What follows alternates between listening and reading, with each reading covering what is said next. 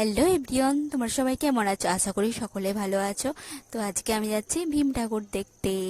হ্যাঁ, ঠিক শুনেছি, ভীম ঠাকুর দেখতে যাচ্ছি। আমাদের পাশেই মানে আমার দাদুদের ঘরে হচ্ছে ভীম পুজো হয়, তো সেখানেই আমি যাচ্ছি। আর এই যে সুন্দরভাবে সামনে গেটটা সাজিয়েছে, এখনও সম্পূর্ণ হয় না অবশ্য।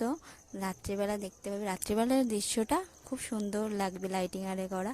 তো এই যে আমাদের ভীম ঠাকুর কত সুন্দর করেছে, তাই না? আমার তো খুব সুন্দর লেগেছে ঠাকুরটাকে। তো এখানে আলপনা আরে দিয়ে সাজিয়েছে এবং বাইরেটাও খুব সুন্দরভাবে প্যান্ডেলটা করেছে। আর এখানে আমি আলু আলু করতে বসে গেছি। তো এখানে বোন ভাইজি সবাই আলু করছিল, তো আমিও ভাবলাম আমিও করি, কারণ সারাদিন তো কিছুই করি না, বসেই থাকি ঘরেতে বলতে গেলে। আর এবারে আনাচারে কুটে তো বাড়ি যাচ্ছি, বোন ওদিকে মুঠি আরে নিয়ে যাচ্ছে ঘরে। আর এটা হলো এই যে বলছিলাম না রাত্রিবেলা খুব সুন্দর লাগবে, দেখো রাত্রিবেলার লাইটিংটা কত সুন্দর করেছে, আবার বেলুন লাগিয়েছি মাঝে মাঝে। তো এখানে আমার দুটো বোন চলে গেল হাই করে দিয়ে।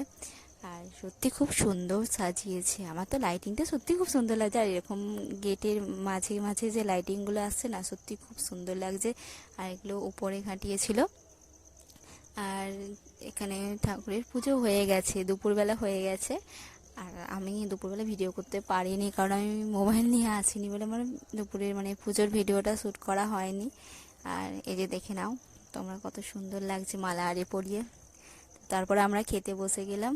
তো প্রসাদ ছিল আলু, আর এই আলু ভাজা আর খিচুড়ি। আমার তো সত্যি খুব ভালো লাগে আলু ভাজার সাথে খিচুড়ি। আর বিশেষ করে আমার আলু ভাজাটা তো আরও